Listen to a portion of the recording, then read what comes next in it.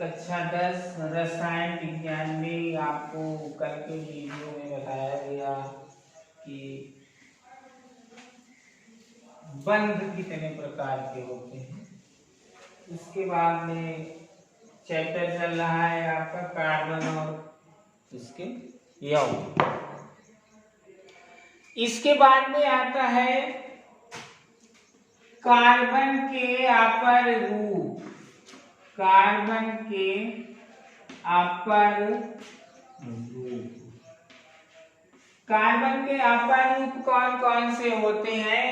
Carbon का एक अपर रूप होता है ग्रेफाइट, ग्रेफाइट, और दूसरा रूप होता है हीरा, और तीसरा रूप होता है फुलरीन।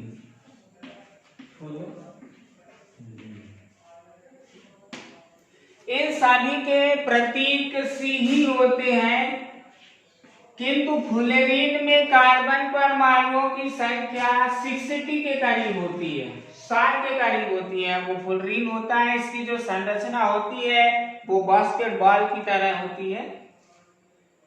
तो ये कार्बन के अपर रूप 3 हो गए, ग्रेफाइट, हीरा, फुलरीन। इसके बाद में आपको कार्बनिक यौगिक बताया ही जा चुका है, उसी से रिलेटेड है कि हाइड्रोकार्बन क्या होते हैं। हाइड्रोकार्बन क्या होते हैं? तो हेडिंग है हाइड्रोकार्बन। इस हेडिंग से ही पता चल रहा है कि हाइड्रो मीन्स हाइड्रोजन और कार्बन मीन्स कार्बन। जिन यौगिकों में हाइड्रोजन और कार्बन दोनों परमाणु उपस्थित होते हैं, हाइड्रोकार्बन कहलाते हैं। जिन यौगिकों में हाइड्रोजन और कार्बन दोनों तत्व उपस्थित हो तो ऐसे यौगिक हाइड्रोकार्बन यौगिक कहलाते हैं। जैसे CH4, इस यौगिक में कार्बन परमाणु भी है, हाइड्रोजन परमाणु भी है, तो ये हाइड्रोकार्बन यौगिक है। अब हाइड्रोकार्बन के प्रकार क्या होते हैं? तो टाइप्स ऑफ हाइड्रोकार्बन। हाइड्रोकार्बन कितने प्रकार के होते हैं? हाइड्रोकार्बन 2 प्रकार के होते हैं, सैचुरेटेड हाइड्रोकार्बन और अनसैचुरेटेड हाइड्रोकार्बन। संतृप्त हाइड्रोकार्बन और असंतृप्त हाइड्रोकार्बन। संतृप्त हाइड्रोकार्बन क्या होते हैं? Saturated hydrocarbon.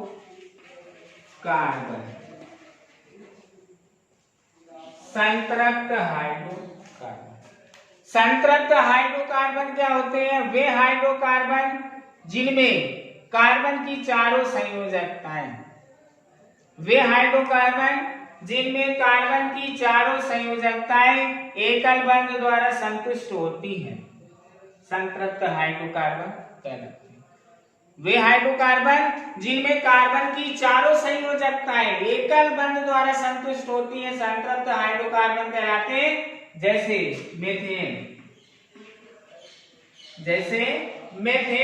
मेथेन का फार्मूला होता है CH4। अब इसमें एकल बंध द्वारा कैसे संतुष्ट होता है? मेथेन का स्ट्रक्चर फार्मूला ये होता है, उसका संरचना सूत्र ये होता है। इस संरचना सूत्र में कार्बन की 4 संयोजकताएं हैं, 1 2 3 4, और चारों संयोजकताएं एकल बंध द्वारा संतुष्ट हो रही है। अतः ये यौगिक क्या है? संतृप्त हाइड्रोकार्बन है। इसी तरह से इथेन, इसका फार्मूला होता है C2H6। इसका संरचनात्मक सूत्र होता है दिस।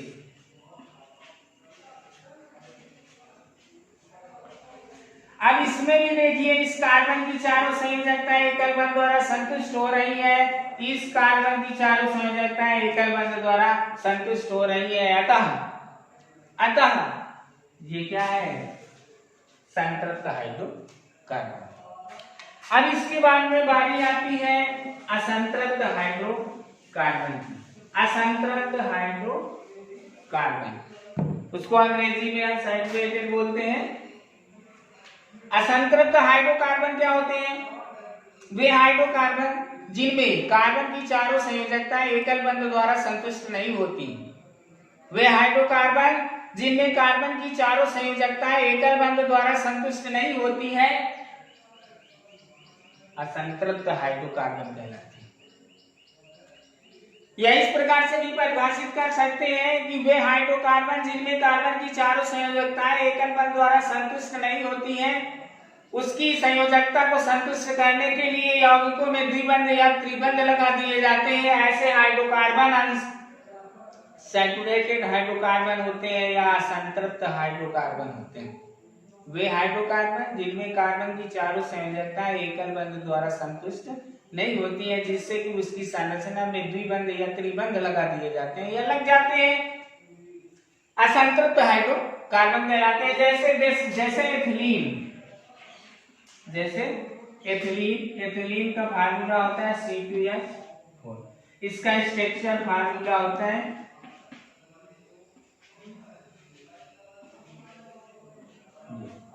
अब इसमें देखिए कार्बन की चारों संयोजकताएं एकल बंध द्वारा संतुष्ट नहीं है, क्या लगा हुआ है? द्विबंध लगा हुआ है, इसलिए ये कैसा हाइड्रोकार्बन है? असंतृप्त हाइड्रोकार्बन है। इसी प्रकार से एसिटिलीन C2H2 उसकी संरचना बनाएंगे तो C triple bond, C single bond या सिंगल बॉन्ड, इसकी संरचना ये होती है। इसमें कार्बन की चारों संयोजकताएं को संतुष्ट करने के लिए एक त्रिबंध उपस्थित है, अतः ये भी हाइड्रोकार्बन असंतृप्त हाइड्रोकार्बन होते हैं।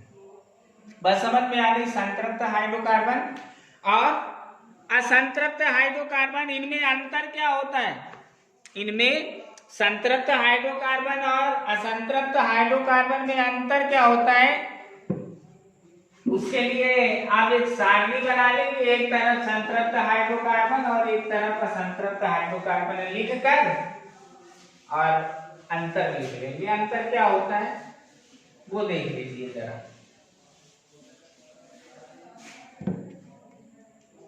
एक तरफ संतृप्त हाइड्रोकार्बन और दूसरी तरफ असंतृप्त हाइड्रोकार्बन।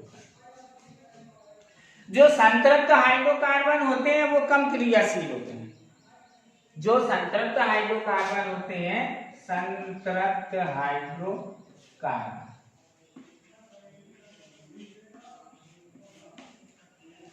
और इसमें लिखेंगे असंतृप्त हाइड्रोकार्बन, असंतृप्त हाइड्रोकार्बन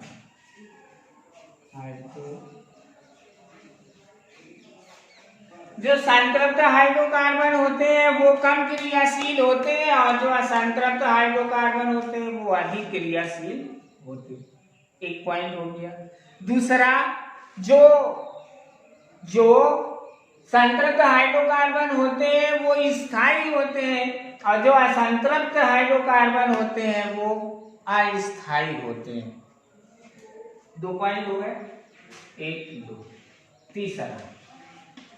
तीसरा पॉइंट, जो संतृप्त हाइड्रोकार्बन होते हैं वो ओजोन के साथ क्रिया करके ओजोनाइड नहीं बनाते हैं। जो संतृप्त हाइड्रोकार्बन होते हैं वो ओजोन से क्रिया करके ओजोनाइड नहीं बनाते हैं, जबकि जो असंतृप्त हाइड्रोकार्बन होते हैं वो ओजोन से क्रिया करके ओजोनाइड बनाते हैं।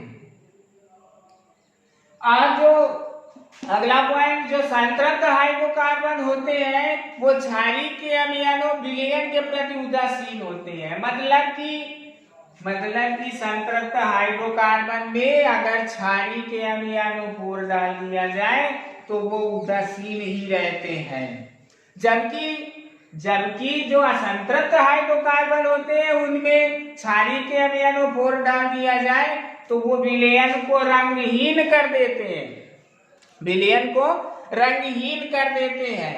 और अगला पॉइंट, जो संतृप्त हाइड्रोकार्बन होते हैं वो ब्रोमीन जल का रंग नहीं उड़ाते हैं।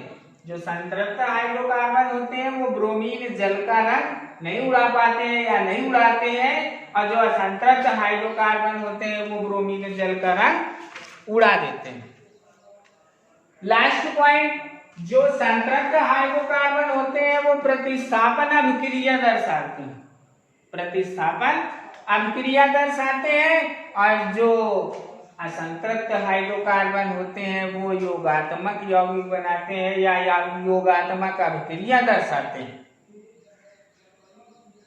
तो ये हो गया आपका संतृप्त हाइड्रोकार्बन और असंतृप्त हाइड्रोकार्बन में अंतर। अब इसके बाद में आता है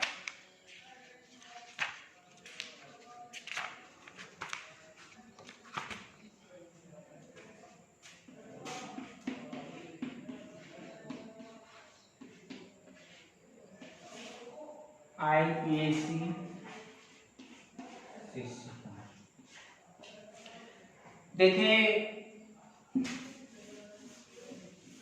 IPAC सिस्टम क्या होता है, जो भी कार्बनिक यौगिक होते हैं, जो भी कार्बनिक यौगिक होते हैं उनके दो नाम होते हैं, उनके दो नाम होते हैं। ऐसे ही साधारण सी बात है कि सोचे जरा, आप लोगों के भी दो नाम किसी किसी के होते हैं, उसी प्रकार से यौगिकों के भी दो नाम होते हैं।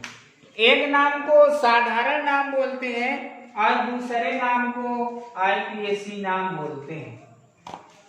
सबसे पहले तो पता होना चाहिए कि IPAC का पूरा नाम क्या होता है या फुल फॉर्म क्या होता है। IUPAC international union of pure and applied chemistry.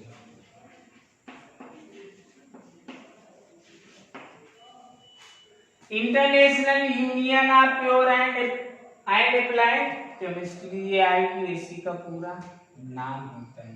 अब कार्बनिक यौगिकों के IPAC नाम बनाने के नियम क्या होते हैं, देखिए जरा नियम क्या होते हैं। नियम के पहले आपको कुछ ध्यान में रखने के लिए आपको हिंट्स दिया जा रहा है कि क्या मुख्य उपयोगी है ये। जैसे कुछ प्रीफिक्स होते हैं, क्या होते हैं, प्रीफिक्स है। प्रीफिक्स मीन्स होता है पूर्व लग्न, पूर्व। अब प्रीफिक्स क्या होते हैं, C1 C2 C3 C4 C5 C6 C7 C8 C9 C10, ये प्रीफिक्स होते हैं। C1 जो प्रीफिक्स होता है उसको मेथ बोलते हैं, क्या कहते हैं, मेथ। जो C2 होता है उसको एथ कहते हैं, जो C3 होता है उसको प्रोप कहते हैं, जो C4 होता है उसको ब्यूट कहते हैं, जो C5 होता है उसको पेंट कहते हैं, जो C6 होता है उसको हेक्स कहते हैं, जो C7 होता है उसको हेक्ट बोलते हैं, C8 को ऑक्ट बोलते हैं, C9 को नन बोलते हैं, C10 को डेक बोलते हैं। ये प्रीफिक्स होते हैं, ठीक। अब इसी से कुछ सफिक्स होते हैं।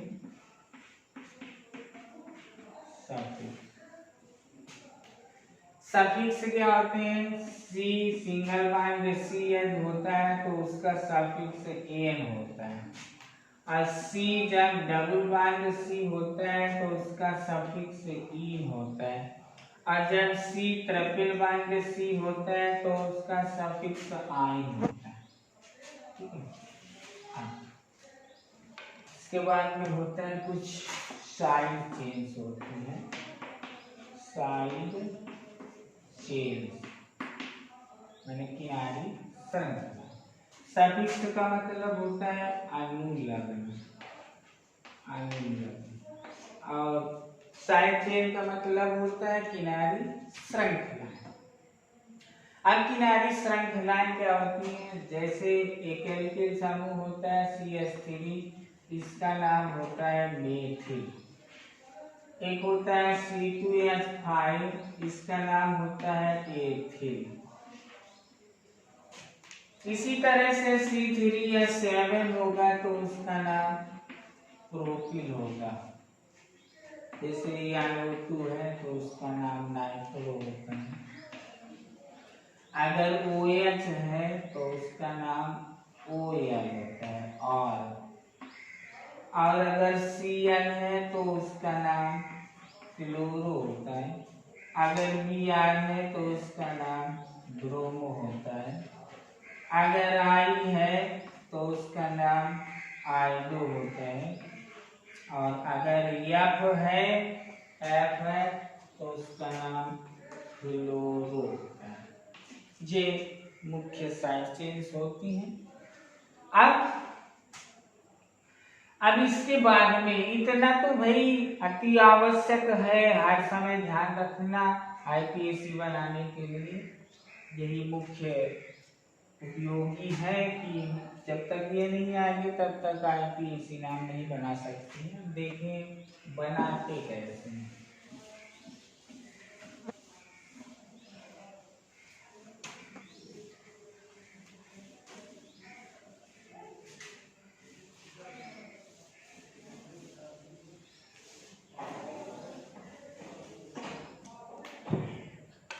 इसमें सबसे पहला समूह होता है समूह एल्केन। समूह कौन सा होता है, एल्केन होता है। इसका सामान्य सूत्र होता है CnH2n+2। एल्केन का सामान्य सूत्र CnH2n+2 होता है। इसकी पहचान क्या होती है कि पहचानेंगे कैसे कि एल्केन समूह कहाँ है, तो इसकी पहचान होती है C सिंगल बॉन्ड C, यानी कार्बन कार्बन के मध्य एकल बंध उपस्थित होता है। इसमें अनुलग्न क्या जोड़ते हैं, अनुलग्न इसमें जोड़ते हैं AN। इतना ध्यान रखना अति आवश्यक है। अब इसके बाद में नियम होता है। नियम एल्केन का पहला नियम क्या होता है, जैसे मान लेते हैं कोई श्रृंखला दी गई है CH3 CH2 CH2 CH3, ये श्रृंखला है, इसका IPSC नाम बनाना है। तो सबसे पहले क्या करते हैं, जितने भी कार्बन परमाणु होते हैं उनको गिन लेते हैं। क्या करेंगे, सबसे पहले कार्बन परमाणुओं को गिन लेंगे। 1 2 3 4। कितने कार्बन परमाणु, 4 कार्बन परमाणुओं का प्रफिक्स क्या होता है, ये लिखा हुआ है। जितने कार्बन परमाणु होते हैं उतने गिनकर उसका प्रफिक्स लिख देते हैं। उसका प्रफिक्स हो गया आपका ब्यूट। अब इसके बाद में भाई पहचान देखिए, CC के बीच में एकल बंध उपस्थित है, तो एकल बंध उपस्थित है का मतलब कि इसमें एल्केन समूह है। तो एल्केन समूह में सफिक्स जो होता है, अनुलग्न जो होता है, वो एन जोड़ दिया जाता है। तो अब इसका जो है प्रेफिक्स ब्यूट लिख दिया। अब इसमें एल्केन समूह है, भाई एकल बंध दिख रहा है। जब कोई बंध ना लगा हो श्रृंखला में तो एकल बंध ही माना जाता है। अब एकल बंध है तो एकल बंध है तो एल्केन समूह है, एल्केन समूह है तो उसमें अनुलग्न क्या जोड़ेंगे, एन जोड़ेंगे।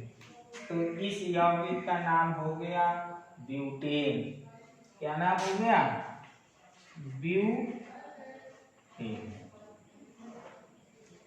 इसी प्रकार से जैसे CH3 CH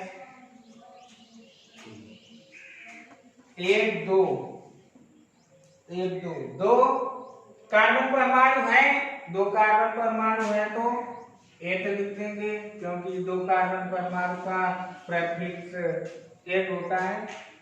और क्योंकि सिंगल बॉन्ड है, सिंगल बॉन्ड का मतलब एल्केन समूह है, एल्केन में अनुलग्न जोड़ते हैं एन, तो क्या हो जाएगा, इसका नाम हो जाएगा एथेन। बात समझ में आ गई? तो इसका नियम क्या होगा, इसका पहले तो इतना नोट कर लेंगे, फिर नियम नोट करेंगे। तो नियम में क्या लिखेंगे समझिए जरा। एल्केन समूह में कार्बन परमाणुओं को गिन लेते हैं, गिनने के बाद उसका प्रीफिक्स लिख देते हैं, इसका प्रीफिक्स लिख देते हैं और सफिक्स एन जोड़ देते हैं, वही उसका आईपीएसी नाम। एक रूल जैसे जैसे ब्यूटेन और एथेन का एग्जाम्पल बताया गया, ये दोनों एग्जाम्पल लिख लेंगे। अब इसके बाद में नियम नंबर 2, अब इसका नियम दूसरा क्या होता है वो समझिए। पहला नियम तो समझ में आ गया होगा, दूसरा नियम क्या होता है।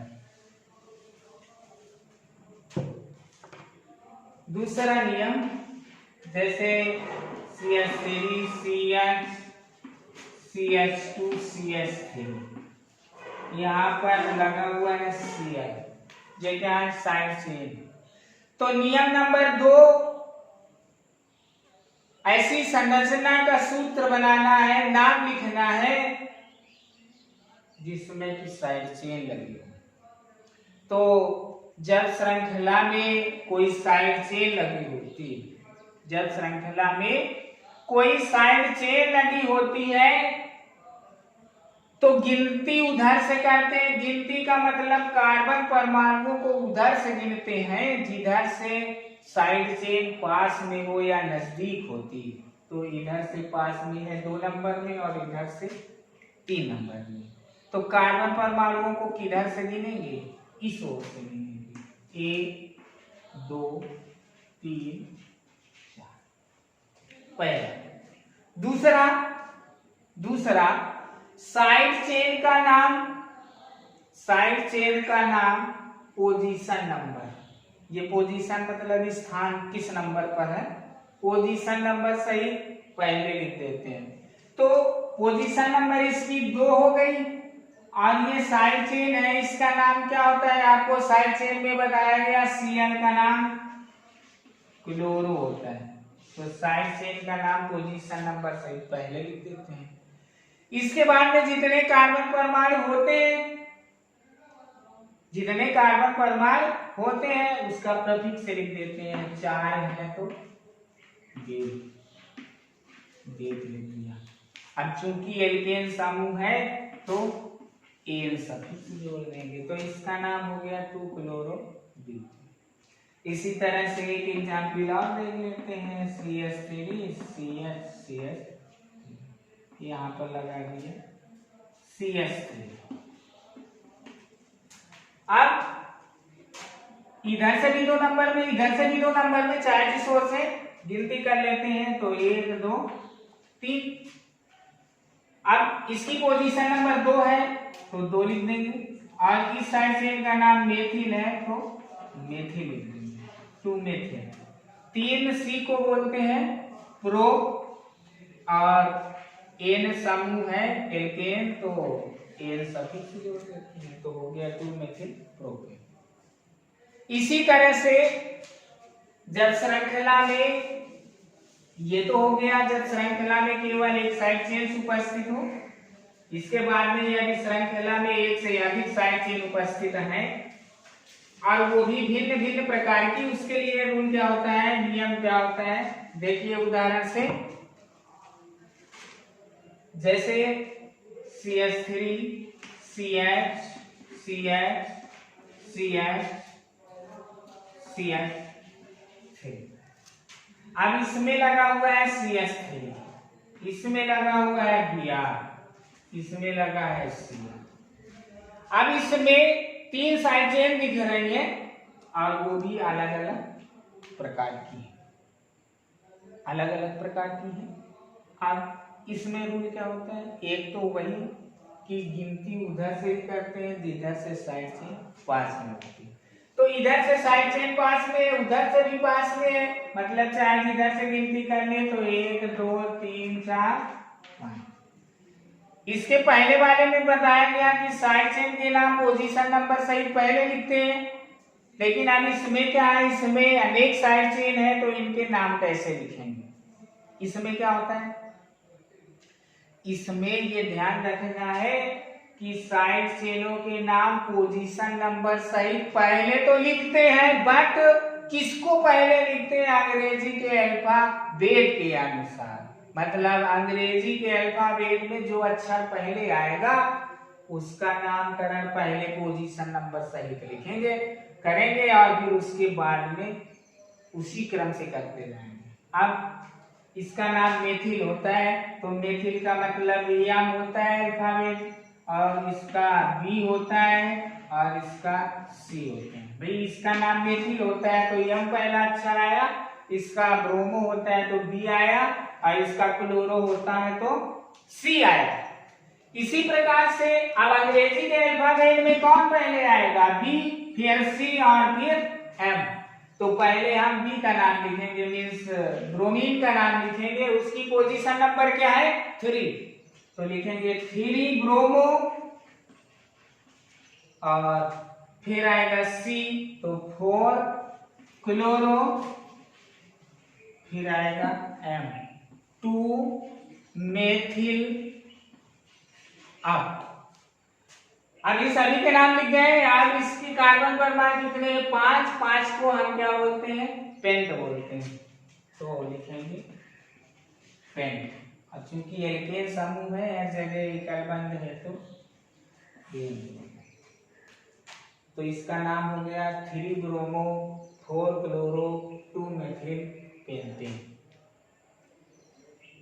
इसके बाद ये तो भिन्न भिन्न प्रकार की होगी।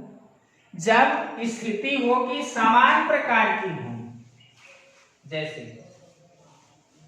जैसे समान प्रकार की हो, यहां पर भी Br हो, यहां पर भी, तो समान प्रकार की हो। अब इस स्थिति में क्या करते हैं, यदि दो हैं, यदि साइड चेन एक ही 2 बार लिखी है और 3 बार लिखी है और 4 बार लिखी है, तो पहले 2 वाला का नियम क्या होगा वो समझ लेते हैं। जैसे 2 लिखी हुई तो गिनती का तो वही सिस्टम होता है कि जिधर से साइड चेन पास में हो उधर से ही गिनती करते हैं, तो गिनती तो सही लिखी हुई है। अब क्या करते हैं, साइड चेन के नाम कैसे लिखते हैं, ब्रोमो ब्रोमो 2 3 एक ही जैसी है, तो 2,3 2 नंबर में भी है और 3 नंबर में। जब 2 एक जैसी हो तो साइड चेन के नाम के पहले डाई लगा देते हैं, डाई, फिर लिख देंगे साइड चेन का नाम ब्रोमो, और फिर 5 है तो पेंट और ए नाम हो जाएगा 2 3 डाई ब्रोमो पेंटेन। समझ में आ गई बात। इसी तरह से जब यहाँ पर 3 Br लगे हो तो पोजीशन नंबर 3 हो गई, 2 3 4, तो यहाँ कर देंगे 2 3 4। अब डाई यूज होता है 2 के लिए और 3 के लिए यूज होता है ट्राई, तो ट्राई ब्रोमो पेंटेन हो जाएगा। अब जैसे 4 एक जैसी हो तो यहाँ पर यह हटा देंगे, यहाँ पर एक Br और लगा देंगे, तो इसका नाम क्या हो जाएगा 2 3 4 4। भाई 4 में 2 लगी हुई है ना, तो 2 लिखेंगे 4 4 कामा लगाकर, और ट्राई के जगह में लिख देंगे टेट्रा, टेट्रा ब्रोमो पेंट, ये नाम हो जाएगा। इसी तरह से एक उदाहरण और देख लेते हैं।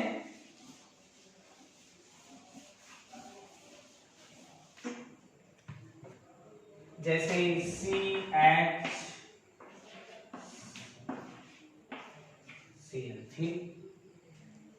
CCl4। अब एक ही नंबर है, एक ही नंबर में सब लगी हुई है, तो 1 1 1 तीन एक ही जैसी है, हाइड्रोजन कोई साइड चेंज नहीं होता है, तो 1 1 1 तीन एक जैसी है तो ट्राई लगा देंगे और साइड चेन का नाम क्लोरो लिख देंगे, और एक सी है तो इसका प्रतीक समेत होता है, और समझ में आ रहा है कि ये एल्केन समूह है तो ये जोड़ देंगे तो इसका नाम हो जाएगा 111 ट्राइक्लोरोमीथेन। अब 111 है तो इसे लिखे या ना लिखे, ट्राइक्लोरोमीथेन भी इसका नाम सही माना जाता है। इसके बाद में वाली आती है इसकी, तो इसमें 1 2 3 4 चारों साइड चेन है, तो 1 1 1 1 टेट्रा, क्योंकि 4 है तो टेट्रा, और क्लोरो है तो क्लोरो, एक सी है तो मेट, और एक